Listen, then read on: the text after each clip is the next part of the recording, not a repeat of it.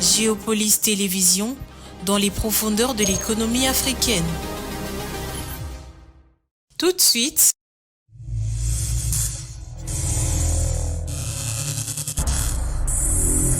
le journal.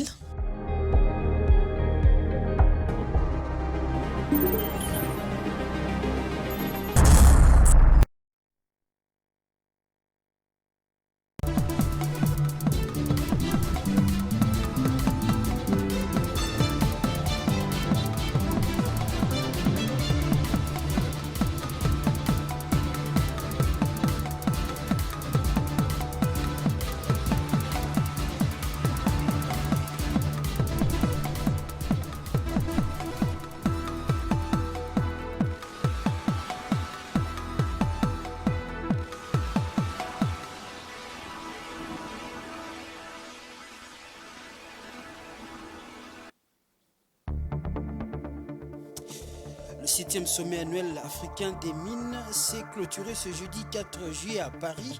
La RDC a été bien représentée. L'idée, c'est de resserrer les liens avec les partenaires aussi bien publics que privés pour des éventuels investissements. Et puis, selon les prévisions de la Banque mondiale, les envois des fonds en Afrique devraient atteindre 55 milliards de dollars américains cette année 2024. Ces chiffres représentent 1,5% d'augmentation par rapport à l'année 2023. Mesdames et messieurs, bonsoir et bienvenue à cette session d'information qui aura un invité qui est le conseiller communal dans la municipalité de Limete. Il s'appelle Peter Kalala. Vous l'aurez avec nous sur ce plateau dans quelques temps.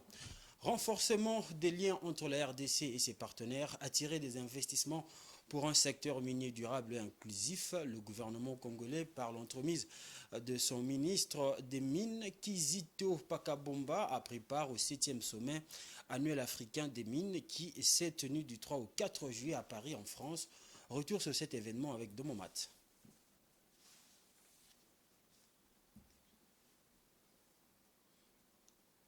Annuel africain de mines s'est clôturé le jeudi 4 juillet. Organisé du 3 au 4 juillet à Paris en France, cet événement a abordé certains des défis clés auxquels sont confrontés les partenaires stratégiques et financiers lorsqu'ils investissent dans l'industrie minière en Afrique. Au nombre des participants, les investisseurs, les représentants de nombreuses entreprises minières et d'exploration et les représentants gouvernementaux, parmi lesquels le ministre congolais des Mines. Intervenant dans un panel de haut niveau, Kizito Pakabomba a détaillé la vision de la RDC pour une production minière qui soit à la fois durable et résiliente face aux défis climatiques. Dans son intervention, le ministre congolais des Mines a souligné le projet et réformes en cours dans les secteurs miniers ainsi que la quête d'investissements étrangers pour soutenir ces initiatives. Les discussions au cours de ces assises ont également abordé les perspectives des dirigeants miniers africains face aux enjeux de la transition énergétique, de la transformation numérique et de la souveraineté industrielle, et des investisseurs pour stimuler davantage l'investissement dans les activités minières sur le continent. La RDC qui a pris part active visait à renforcer ses partenariats et attirer des investissements pour un secteur minier durable et inclusif.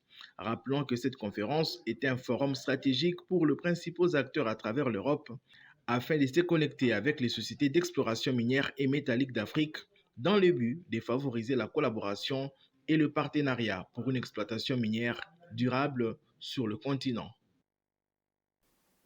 On est toujours dans les domaines de l'économie. L'euphorie a gagné certains milieux après l'annonce du succès de la 6e revue ouvrant la possibilité pour la RDC d'entamer un autre programme formel avec le FMI.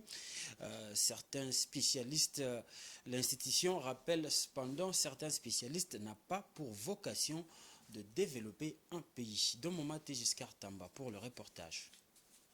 A une idée largement répandue. Le Fonds monétaire international FMI n'a pas pour vocation de développer un pays, mais l'institution vient en appui aux pays qui veulent se développer, explique Jean-Louis Miasiokama, journaliste économique. Le développement est entre vos mains. C'est-à-dire que dans d'autres pays qui sont développés, ils se sont servis des conseils du FMI, ils se sont servis des appuis du FMI pour se stabiliser et avoir des croissances très fortes. C'est comme ça qu'un ancien président du FMI disait, Cambyses disait, dans les années, fin des années 80, ceux qui ont écouté nos conseils, ceux qui ont appliqué nos ajustements structurels, nos mesures de stabilisation, tirent la croissance aujourd'hui. Ceci, conformément à ses missions lui assignées dès sa création au lendemain de la fin de la Seconde Guerre mondiale. Il faut se rappeler que c'est en 1944 qu'a été créé lors d'une réunion pratiquement des puissances alliées pendant la guerre est en train de finir en juillet 1944 à côté de Washington dans la forêt de Bretton. Donc Bretton Woods, c'est pour ça qu'on parle et de la Banque mondiale et du FMI comme des institutions sœurs, comme des institutions de Bretton Woods. Et rapidement, le FMI avait eu pour mission de veiller à une forme, on peut dire, d'harmonie en matière d'échange, de taux de change, de gestion des monnaies, etc., pour permettre les échanges, parce que de cette thèse, de leçon qu'on avait retenue de la guerre mondiale, c'était que l'autarcie a poussé les gens à s'enfermer et après, avec la montée des fascismes, à se faire la guerre. Donc, la RDC étant désormais dans le bon de grâce du FMI, est appelée à agir concomitamment sur d'autres leviers pour permettre à sa population dépalper l'appui du FMI. Maintenant, il faut passer à la phase de croissance, il faut passer à la phase de développement, il faut passer à la phase de vaincre le chômage, il faut passer à la phase de vaincre la famine qui touche un quart de la population. Il faut stabiliser le pays à l'Est, il faut faire la paix, il faut sécuriser, etc. C'est là où vous allez inciter maintenant, vous allez mettre un cadre pour que dans l'économie réelle, l'économie de la production, l'économie de la consommation, l'économie de la distribution, de la répartition, puisse vraiment avoir un effet. Tout compte fait, les perspectives économiques pour la RDC demeurent favorables, mais elles sont exposées à des risques significatifs orientés à la baisse. La croissance économique est projetée à 4,7% en 2024 et à une moyenne de 4,8% entre 2024 et 2028, soutenue par l'expansion continue des principales mines et une accélération progressive de la croissance du secteur non extractif. L'inflation devrait rester élevée à 17,2% en moyenne en 2024 et atteindre 12% fin décembre 2024 avant de revenir progressivement à l'objectif de 7% de la Banque centrale du Congo à moyen terme. Au 24 juin 2024, le gouvernement de la République démocratique du Congo a payé 1301,2 milliards de francs congolais, soit environ 458,1 millions de dollars américains au titre de la dette publique à ses partenaires financiers. C'est une information que la Banque centrale du Congo a livrée. Ces fonds ont été levés dans le cadre du Trésor, dans le cadre du bon de Trésor et les obligations du Trésor émis par l'État congolais. Suivez. D'après les données publiées par la Banque centrale du Congo, l'État congolais a décaissé globalement 1301,2 milliards de francs congolais, dont 927,5 milliards de francs congolais au titre des bons du Trésor et 373,7 milliards de francs congolais d'obligations du Trésor. Sur le marché intérieur de la dette, l'adjudication du 25 juin 2024 a renseigné que le Trésor a levé 22 millions de dollars américains contre un montant annoncé de 20 millions au titre de bons de Trésor de 3 mois de maturité émis en dollars américains au taux moyen pondéré de 10%. Lors de cette séance d'adjudication, les souscripteurs ont apporté 30,225 millions de dollars américains. En conséquence, le taux de couverture a été de 151,1, nous apprend Zumeco. Les obligations du Trésor en République démocratique du Congo sont des titres d'emprunt publics à moyen et long terme émis par le ministère des Finances pour les maturités supérieures à 1 an. Les intérêts sont payables annuellement et le remboursement se fait en une seule fois à l'échéance. Les obligations du Trésor sont émises par la voie d'adjudication à prix multiples ouvertes à toutes les banques et autres agents économiques selon les conditions fixées par le ministère des Finances. Les banques et les institutions financières peuvent également présenter des offres non compétitives. Selon le site internet Zumeco, le ministère des Finances a récemment annoncé et publié les résultats de plusieurs émissions d'obligations du Trésor en dollars américains et en francs congolais indexés sur le cours d'échange dollar-franc congolais. Ces émissions visent à lever des fonds pour financer des besoins budgétaires de l'État. Dans un autre registre, le ministre d'État en charge de la justice a pris une mesure instituant l'exigence de l'avis favorable de l'ANR et de la DGM dans la délivrance du certificat de nationalité. C'est une mesure prise notamment pour lutter contre les infiltrations que subit la RDC, une décision qui suscite plusieurs réactions. Le juriste Moïse Pika, qui salue la mesure, appelle par ailleurs le ministre d'État à veiller pour que ces deux structures ne fonctionnent pas de manière à ralentir les procédures, mais aussi à proposer un projet de texte pour modifier la loi de 2004 sur la nationalité congolaise. Par sa lettre numéro 003 du 2 juillet 2024, le ministre de la Justice et garde des Sceaux a proposé le renforcement des conditions d'obtention du certificat de nationalité congolaise qui doit désormais passer par l'avis favorable des services comme l'Agence nationale des renseignements et la Direction générale des migrations. À ma compréhension, le ministre voudrait tout simplement que ces deux services soient en mesure de renseigner sur la vraie identité de celui qui sollicite les 10 certificats. Comme nous le savons tous, il y a eu du laisser-aller depuis des décennies dans la manière de délivrer les certificats de nationalité dans notre pays. Même à des personnes, parfois, on délivrait ces certificats-là à des personnes qui détenaient plusieurs nationalités, ce qui d'ailleurs violait l'article 10 de notre Constitution, qui dispose que la nationalité congolaise est une exclusive et que celle-ci ne peut être détenue concurremment avec aucune autre nationalité. Donc, je suis partant de ces propositions faites par les ministres ayant dans ses attributions la justice et les gardes des Sceaux, bien que notre administration fonctionne à pas de tortue. Donc, les ministres doivent aussi veiller à ce que l'administration de la Direction générale des migrations et de l'Agence nationale des renseignements ne puisse pas fonctionner à pas de tortue lorsque quelqu'un voudra donc solliciter ces certificats de nationalité. Deuxièmement, étant donné que les ministres souhaitent les réformes de notre système judiciaire et de la loi de 2004 portant sur la nationalité congolaise, je propose à ce que celui-ci, c'est-à-dire les ministres, puisse donc déposer au niveau de l'Assemblée nationale un projet de loi qui pourra modifier la loi de 2004 pour que ces conditions-là de renforcement passent plutôt par une législation afin que cela soit imposable à tous.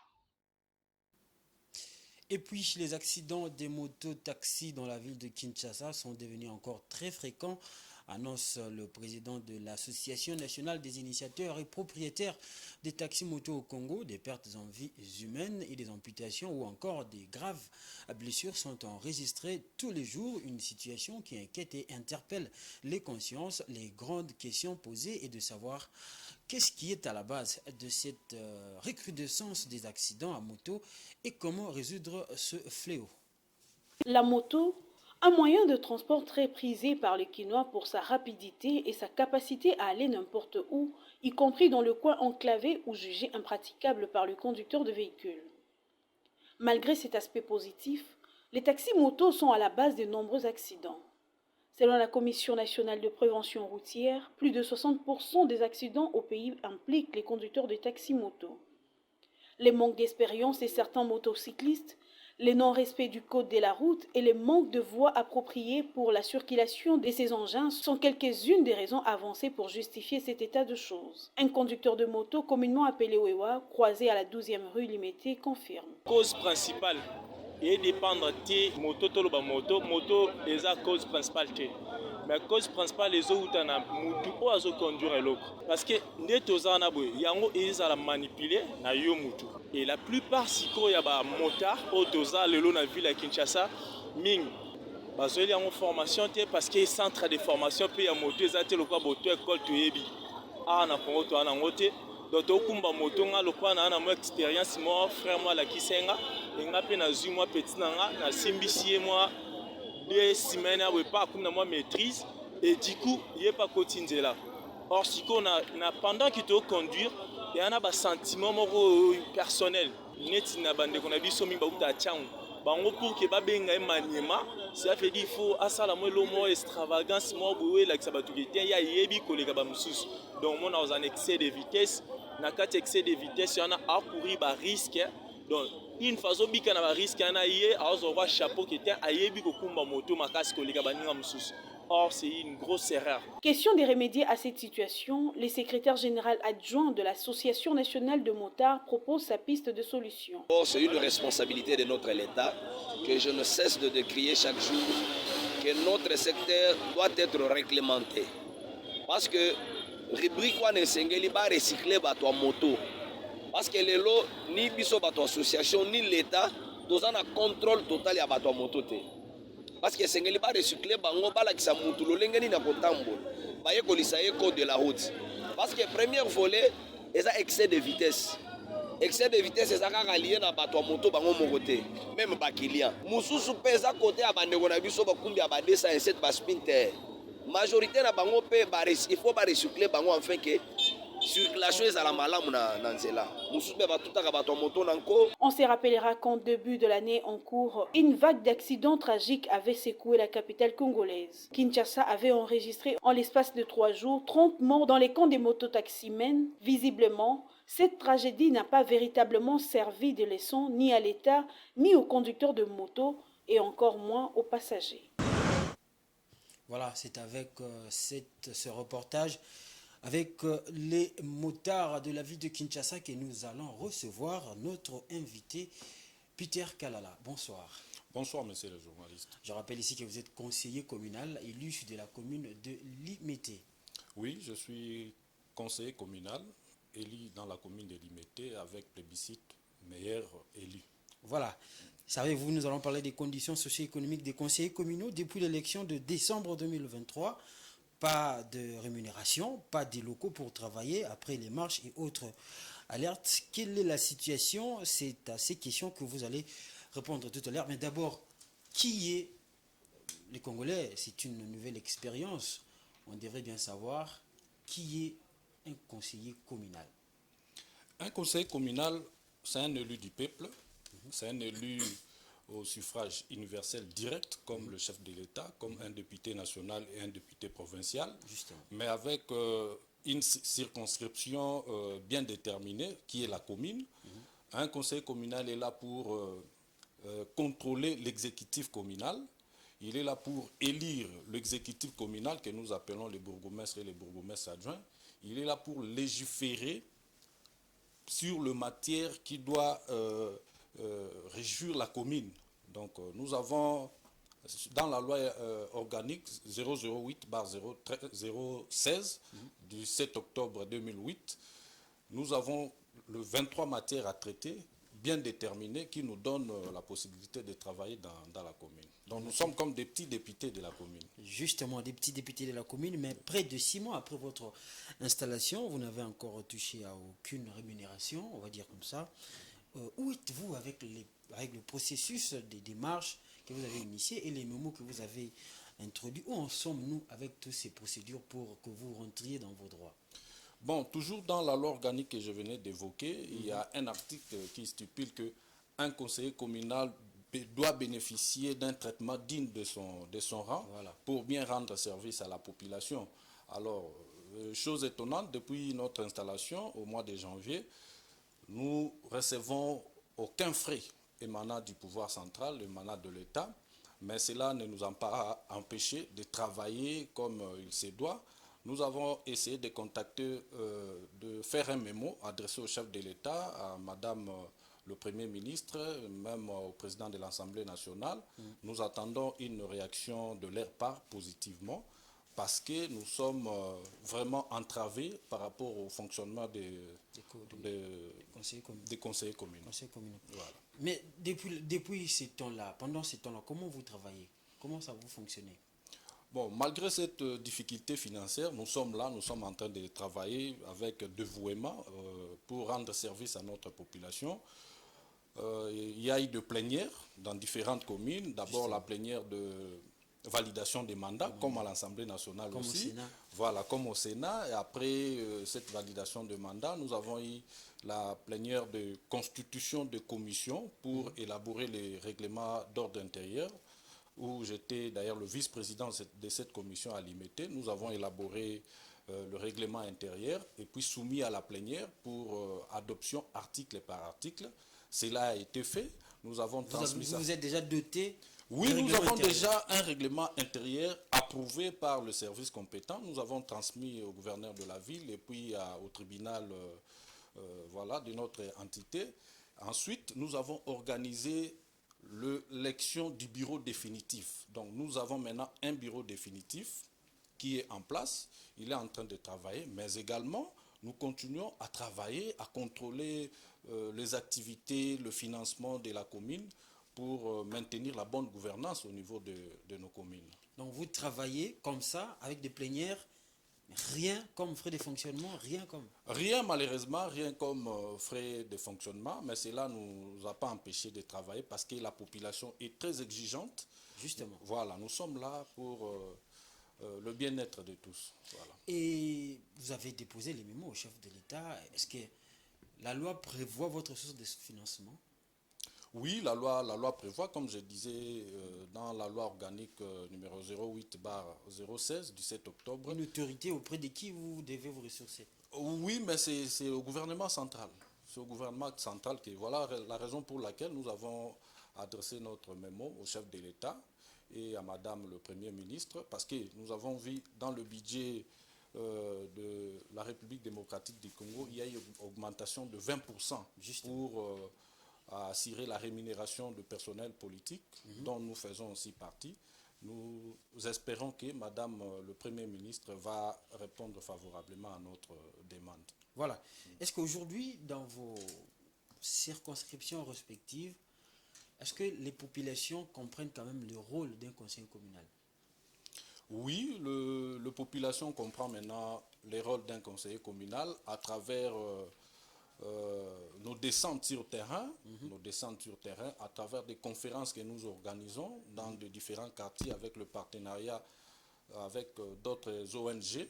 Donc petit à petit, la population commence maintenant à comprendre le rôle, parce que nous vivons avec cette population, contrairement à nos aînés, les députés provinciaux et nationaux. Justement. Ils sont élus, par exemple, dans une commune, mais ils ont un mandat provincial, ils ont un mandat pour tout Kinshasa.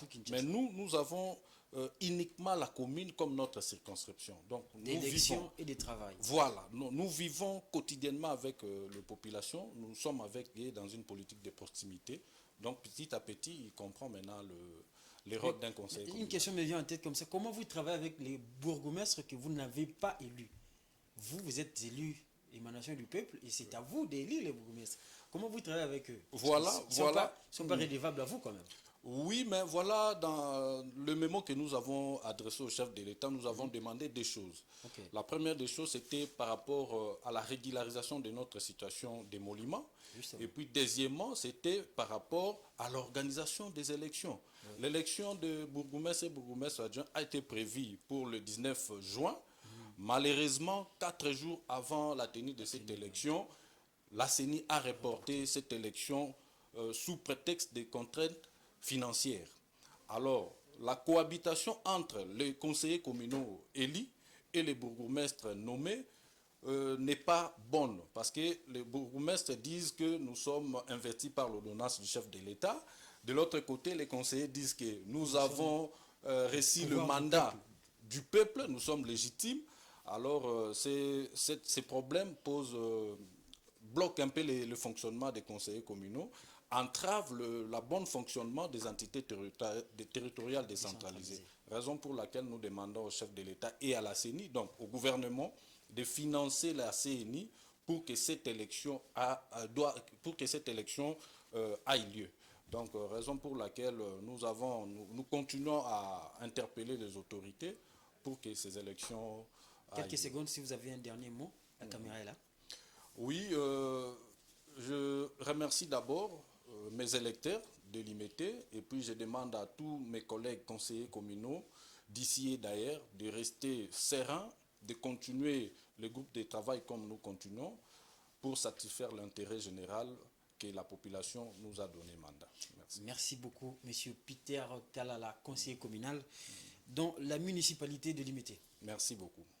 Voilà, on va poursuivre avec le journal en sport. La Ligue nationale de football a rendu publiques les dates des assemblées générales ordinaires pour les clubs de la Ligue 1 et ceux de la Ligue 2 qui iront du 7 au 24 juillet 2024. La date du 10 juillet 2024 est choisie pour l'SV Club et le tout-puissant Mazembe notamment. Suivez. Les assemblées générales ordinaires de clubs de la Ligue nationale de football ont été programmées du 7 au 24 juillet 2024 selon un communiqué de la LINAFoot. Le secrétariat général de la Ligue nationale de football porte à la connaissance de clubs qui ont pris part à la 29e édition du championnat de la Ligue 1 et de la 6e édition de la Ligue 2 que leurs assemblées générales ordinaires se tiendront aux dates mentionnées sur le calendrier, lit-on dans ces communiqués datés du 3 juillet 2024 et signés par Antoine Louzizi Lambala, secrétaire général adjoint de la LINAFoot. La LINAFoot précise par ailleurs que la tenue de ces assemblées est conditionnée au paiement préalable et intégral de toutes les amendes et dettes contractées vis-à-vis de l'entité. En outre, les clubs sont tenus d'entrer en contact avec le secrétariat administratif de l'entité pour les dispositions d'usage.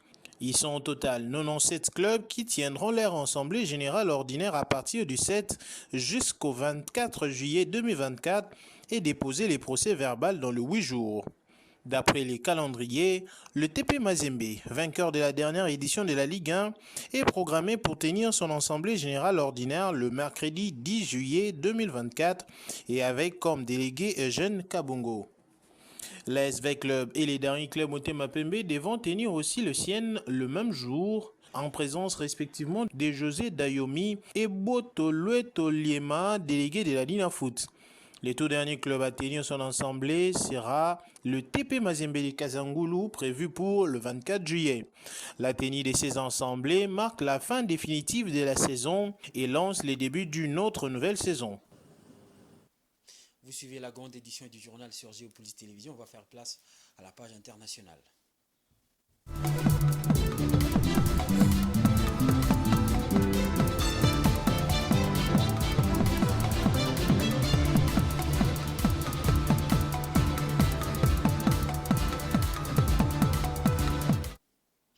Afin de soutenir la lutte de la Zambie contre la sécheresse dévastatrice qui frappe l'Afrique australe, la Banque mondiale a approuvé une subvention de 208 millions de dollars américains. Les fonds serviront à remédier aux difficultés sociales et économiques provoquées par la pire sécheresse que la région ait connue. Une subvention d'un montant de 208 millions de dollars a été accordée à la Zambie par la Banque mondiale pour faire face aux conséquences de la sécheresse qui frappe la région d'Afrique australe due au phénomène climatique El Niño. Une annonce faite le 2 juillet 2024 par le ministère zambien des Finances. Oui, bien évidemment que cela pourra permettre d'aider l'État à pouvoir mettre en place un plan de reboisement, un plan de reforestation pour permettre à la Zambie de pouvoir réduire cet effet de la sécheresse. Et encore une fois, il faudra vraiment avoir un plan, mais aussi il faut que les populations prennent aussi conscience du danger de la déforestation, de l'impact que ça peut avoir sur le climat et sur la sécheresse. Donc encore une fois, c'est à double niveau, au niveau de l'État, mais aussi au niveau des citoyens. À en croire le ministère des Finances, cette subvention permettrait au gouvernement de fournir des transferts monétaires directs à davantage de personnes touchées, ainsi que de doubler environ le montant donné par ménage et par mois de l'équivalent d'environ 8,30 $ à 16,60 $.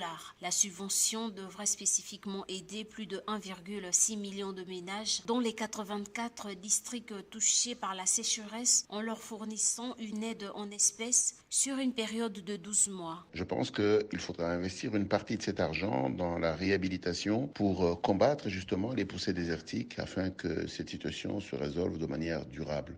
Et donc de l'argent donné, c'est une très bonne chose. Il faudrait juste s'assurer qu'une partie est utilisée pour compenser les besoins immédiats, mais également que l'autre partie soit utilisée pour des investissements durables qui sont destinés à pouvoir renverser la situation. La sécheresse a affecté la production alimentaire et les moyens de subsistance de millions de personnes, poussant la Zambie, le Malawi et le Zimbabwe à déclarer l'état de catastrophe. Les Nations Unies ont qualifié la saison agricole zambienne de la plus sèche depuis plus de 40 ans et le Bureau de la coordination des affaires humanitaires des Nations Unies a déclaré que plus de 9 millions de personnes, dont 84 des 117 districts du pays, sont touchés. Et puis la Banque mondiale indique qu'en 2024, les flux d'envoi des fonds vers l'Afrique subsaharienne devraient s'estimer à 55 milliards de dollars américains. Ce niveau va représenter une légère hausse de 1,5% par rapport à l'année 2023. L'institution indique que cette hausse s'inscrit dans le cadre d'une augmentation globale des envois des fonds mondiaux en 2024. En 2024, les envois de fonds vers l'Afrique subsaharienne devraient connaître une modeste augmentation d'environ 1,5% après un ralentissement de 0,3% en 2023 selon un récent rapport de la Banque mondiale. Ces flux devraient s'établir à 55 milliards de dollars en 2024 contre 54 milliards de dollars en 2023. Cependant, il s'agit d'une croissance plus faible que prévu. Les trois grands facteurs qui peuvent justifier de la stagnation des remises migratoires à destination de l'Afrique subsaharienne sont, premièrement, dont le coût de transaction est suffisamment élevé et malheureusement les années passent, ça ne baisse pas. Deuxièmement, l'aménagement des conditions d'émigration qui finit donc par donner la possibilité à certains émigrés de faire venir leur famille tout autour d'eux. Et enfin, bien entendu, l'inflation à l'échelle mondiale a érodé le pouvoir d'achat de la diaspora. Selon la Banque mondiale, des facteurs de risque pourraient peser sur cette perspective de croissance projetée des envois de fonds de la diaspora vers les pays d'Afrique subsaharienne en 2024. Il s'agit notamment d'une croissance plus faible dans les pays développés qui entraînera une baisse des envois de fonds de la diaspora africaine, une probable perturbation de la chaîne d'approvisionnement mondiale, des risques sécuritaires et des risques climatiques dans plusieurs pays africains. Ces remises sont d'une contribution certaine à l'aménagement des espaces de vie là-bas, à l'amélioration des conditions de vie et surtout également pour ce qui est de la prise en charge socio-sanitaire de certains parents restés au pays. L'institution de Bretton Woods indique que la Gambie, le Lesotho, les Comores, le Libéria et le Cap-Vert sont les pays les plus dépendants des envois de fonds. Par ailleurs, l'Afrique subsaharienne reste la région où les frais d'envoi de fonds sont les plus élevés. Selon la Banque mondiale, les expéditeurs ont dû payer une moyenne de 7,9% pour envoyer $200 vers les pays africains en 2023. On va prendre maintenant la sélection des journaux concoctés par Patrick Ilunga.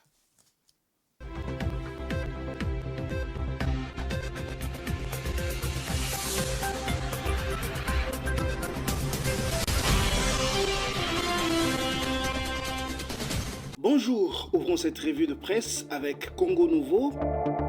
Le journal disserte sur la question sécuritaire à l'est de la RDC et titre « Processus de Luanda rencontre Tshisekedi Kagame, Washington prêt à user de son influence ». Au cours de la célébration du 248e anniversaire de l'indépendance des États-Unis, l'ambassadeur des États-Unis d'Amérique en RDC, Lucy Tamlin, a rappelé quelques engagements de son pays, notamment sur la situation sociale, sécuritaire, politique, en rapport avec la RDC, pays partenaire. Dans son allocution, Tamlin s'est d'abord dite fière de ce qui a été réalisé ces 12 derniers mois pour renforcer les relations entre les deux pays. La diplomate américaine reconnaît que parmi les priorités nationales et mondiales communes entre la RDC et les États-Unis d'Amérique, il y a la paix, notamment dans la partie est du pays, en proie à une insécurité accrue depuis des années avec un soutien ostensible du Rwanda à la rébellion du M23 qui, depuis 3 ans, étend sa zone d'influence au nord Kivu. Conscient de l'urgence de trouver des solutions pacifiques aux multiples conflits de l'Est de la RDC, les États-Unis d'Amérique sont engagés à utiliser leurs outils diplomatiques et leur influence pour promouvoir le dialogue et permettre le processus de Luanda de porter ses fruits. Presque dans la même veine, Africa News croit savoir que Leto se resserre sur l'homme fort de Kigali. Le tabloïd affirme qu'après le gel de l'aide militaire européenne, la trêve humanitaire annoncée par les États-Unis d'Amérique pointe le Rwanda du doigt et non le M23. Le journal titre « La pression s'accroît sur Paul Kagame ». Sale temps pour Kigali, désormais démasqué et désigné par tous comme auteur de la guerre d'agression perpétrée contre la République démocratique du Congo. En témoigne la récente déclaration de Washington à travers la porte-parole Adrienne Watson, se félicitant de la trêve humanitaire dans l'est de la République démocratique du Congo et citant expressément le Rwanda plutôt que le M23. Cette annonce coïncide avec le gel de l'examen de la nouvelle aide militaire de 20 millions d'euros de l'Union européenne dont devrait bénéficier Kigali. Les Européens ne sont pas parvenus à s'accorder sur le déblocage d'un nouvel appui financier à l'armée rwandaise pour son intervention à Cabo Delgado. Bruxelles s'achemine dans le même temps vers des nouvelles sanctions contre le régime de Kigali pour son soutien à la rébellion du M23, lit-on dans Africa News. Bouclons cette revue avec Géopolis Hebdo. Le tri-hebdomadaire revient sur l'interpellation du directeur général de Metelsat et met en titre « La Cour de compte marque des points et incarne désormais l'État contrôleur ». Après les comptables publics, c'est au tour d'un responsable d'un établissement public de comparaître devant la Chambre de discipline budgétaire et financière siégeant en audience publique. Il s'agit bien du directeur général de la Metelsat, Joseph Itela Ilondo, qui est poursuivi pour faute de gestion par la Cour de compte. Ce gestionnaire public intérimaire est reproché de s'être procuré des avantages injustifiés de l'ordre de 5 200 $ américains au préjudice de la Metelsat. Le journal poursuit, l'instruction étant toujours en cours, le président de composition a renvoyé la mise en cause à l'audience du 16 juillet prochain pour auditionner les témoins qui seront entendus sur les procédures de sortie de fonds au sein de la Metelsat. Au revoir.